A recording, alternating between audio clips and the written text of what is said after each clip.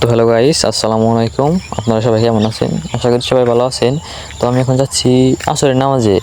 দেখলাম আমাদের মসজিদে আজান হলো 4:45-এ, আজকে আজান দিয়েছে 4:14।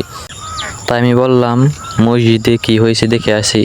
আজকে তো আগে কি কারণে আজান দিল, তা তার আবার ওই জ্বর ঠান্ডা মানে অনেক অসুস্থতায় বেতালেও আজান দিতে পারে। তো তাই আমি তাড়াহুড়ো করে যাচ্ছি। আর আমি একটা মাইক্রোফোন অর্ডার দিছি। দেখেন এই যে এই মাইক্রোফোনটা, এটা অর্ডার দিছি। এটা মানে এটার প্রাইস হলো 460 টাকা। এটা কিনলে কেমন হবে আপনারা কমেন্টে জানিয়ে যাবেন, ভালো হবে না খারাপ হবে। আর আমি এখন যে ভয়েসটা দিছি এটা মানে খালি মুখ দিয়ে দিচ্ছি, অনেক নয়েজ আসে, মানে ভয়েসটা অনেক খারাপ হয়। তো এটা কিনলে কেমন হবে আপনারা জানিয়ে যাবেন কমেন্টে। আমাদের কারো যদি মাইক্রোফোন সম্পর্কে অভিজ্ঞতা থাকে তো জানিয়ে যাবেন। আমি এখন খালি মুখে ভয়েস দিচ্ছি, অনেক খারাপ হচ্ছে।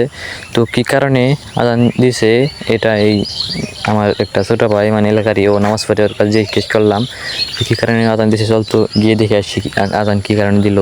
তো মসজিদে এসে দেখি 14 আজান দিছে। আমি বাড়ি থেকে আসছি কেবল বাজে 4:23, মানে এখনও অনেক সময় আছে, 20 থেকে 20 মিনিট।